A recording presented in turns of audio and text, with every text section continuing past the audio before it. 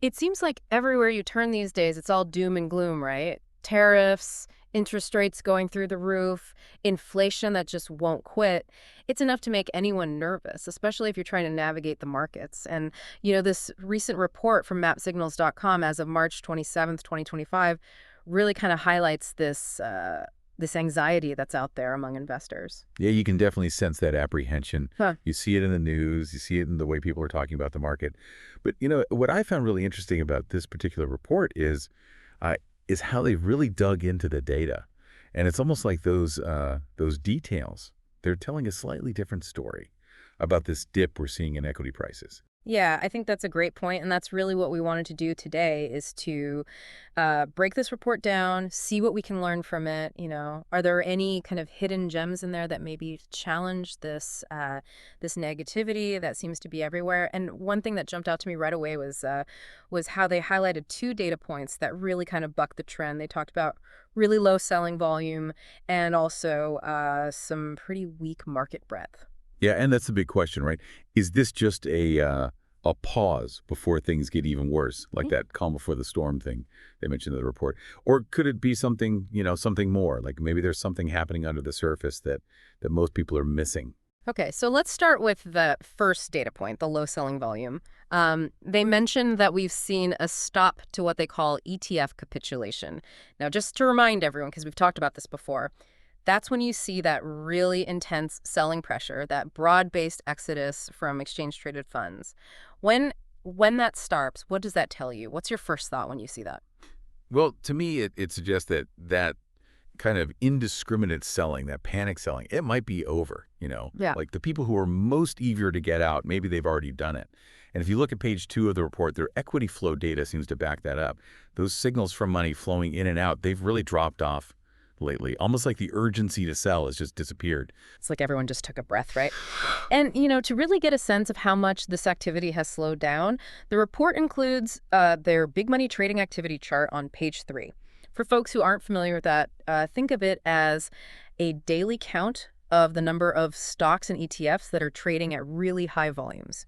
It's basically tracking those big institutional players, those whales, and seeing when they're making big moves. And what really stood out to me was their observation for March 26th. Oh yeah, March 26 was pretty remarkable. According to their tracking, that was the lowest daily count of big money trading they've seen all year in all of 2025. Mm. That's a pretty significant drop in activity, Yeah. especially from those big players who can really move the market. And the report points out this interesting connection, almost a cause and effect that they've seen in the data.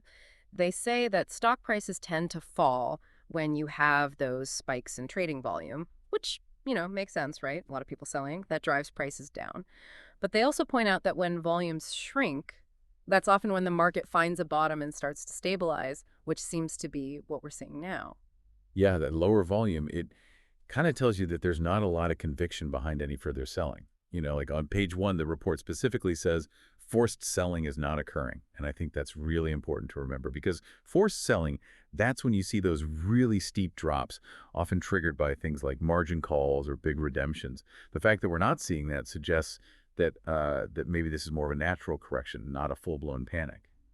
Right. Okay. So we've talked about the selling side of the equation. Now let's look at that other big data point, the weak market breadth. Um, how would you explain market breadth to someone who might not be familiar with the term? We'll think of market breadth as like a measure of how many stocks are actually participating in a particular move. Are we seeing a broad range of stocks moving in the same direction? When you have strong breadth, that means a lot of stocks are going up during an uptrend, which is generally a sign that the rally is healthy and could continue. But when breadth is weak, like it is now, it suggests that maybe only a smaller group of companies are driving the market's movements. That can be a sign of some underlying weakness, like the market's not as strong as it might appear. And the report points out that the breadth we're seeing right now is the weakest it's been since all the way back in October of 2023. Almost like fewer and fewer stocks are carrying the weight of the market. Yeah, it really makes you wonder, because it's not like you just have a few giant companies propping everything up while everything else tanks. This weakness seems to be pretty widespread.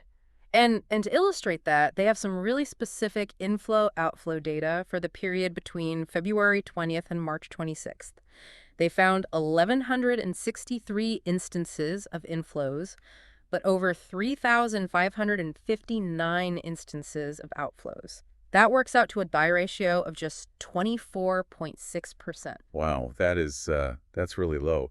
The report actually points out that this particular number really stood out to them. It means that for every one stock that was seeing significant buying activity during that time, there were like 3 others that were facing a lot of selling pressure. That's a pretty big imbalance. And this brings us back to that comparison they made with October 2023. Remember back then when everyone was so nervous about the market? They said we had a similar breadth reading back then. Yeah, I remember that. There was a lot of fear in the air back then. And what I thought was really interesting is how map signals interpreted that weak breadth back then. They said they saw what they called 2 bear killer signals, which basically meant that that their data was suggesting a potential turnaround, even though everyone was freaking out. It's a good reminder that sometimes, the best opportunities appear when things seem the bleakest. Absolutely. Sometimes the crowd is wrong. It really is. And that kind of leads into this really fascinating piece of historical research that they did. They looked back at all the times since 2012 when their data showed a breadth reading of 25% or lower. It's a pretty strict filter, really capturing those moments of serious market weakness. How many times did they find that happening? Well, they found 306 distinct instances.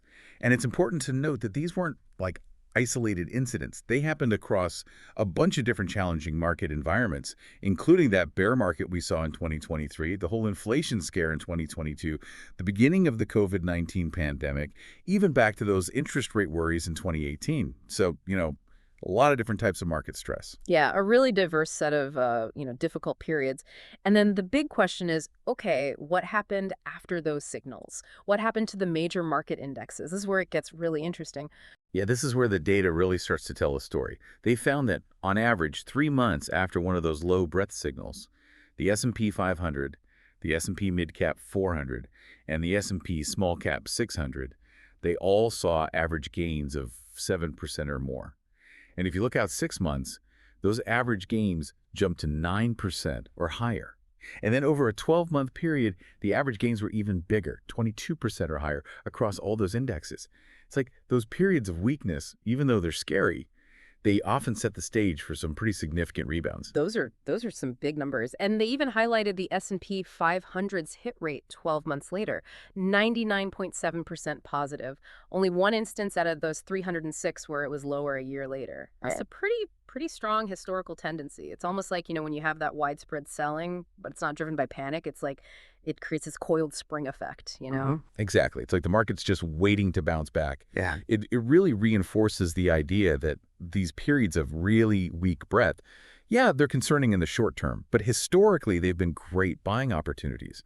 It's like when so many stocks are under pressure at the same time, it creates this oversold condition that eventually leads to a rebound as investors start to see the value that's hidden there. So if we kind of zoom out and look at the big picture, what's the main takeaway for us here? Despite all the negativity, the worries about tariffs and interest rates and inflation, what this data is suggesting, especially the historical data, is that the combination of this weak breadth and this low selling volume, that's actually a potential signal for a market upswing, not a further decline. Yeah, that's the key message here. The current downtrend is real, no doubt about it, but these 2 specific data points, the fact that we're not seeing that panic selling and the fact that the weakness is broad but not driven by fear, it suggests that maybe we're closer to a turning point than a lot of people think. Like the report says, there are probably a lot of high-quality stocks on sale right now, and prices like this, historically, they don't stick around for long. It could be a really good time for smart investors to find some bargains. And they even mentioned a recent Map Pro update where they actually named some of these high-quality stocks being unfairly punished. It's like they're saying, hey, look past the headlines, look at the data. You might be surprised at what you find. Absolutely. Don't just follow the herd. Yeah, exactly. Don't wait for everyone else to get bullish again, because by then those opportunities might be gone. They're basically saying, pay attention to these more nuanced indicators like the lack of aggressive selling and the breadth readings, and you might have an edge. And for people who really want to dig into this kind of data-driven analysis, the serious individual investors, the RIAs, the money managers, they did mention their Map Pro service as a resource. It's definitely a good tool to have in your arsenal. So just to quickly summarize what we've talked about today in our deep dive into this mapsignals.com report, Even with all the worries about tariffs and interest rates and inflation, the data is showing us a really interesting dynamic. Yeah, we're seeing a broad decline in stock prices, as evidenced by the weak breadth, but that selling is happening on relatively low volume, which suggests that there's no widespread panic or forced selling going on. And historically, these conditions, weak breadth combined with low volume, have often been followed by some pretty significant market gains. It's almost like a contrarian indicator. When everyone's bearish, maybe that's the time to be bullish. It really is. So, as we wrap things up here, I wanted to leave you with a final thought. Given this historical data from the mapsignals.com report and their suggestion that a lot of fundamentally strong companies are trading at a discount right now because of this widespread but low volume selling, what kind of opportunities might be out there for investors who are willing to, look past the fear and really pay attention to what the market is actually doing or maybe what it's not doing on the selling side? It's something to think about. Thanks for joining us for this deep dive. My pleasure. Always enjoy these conversations.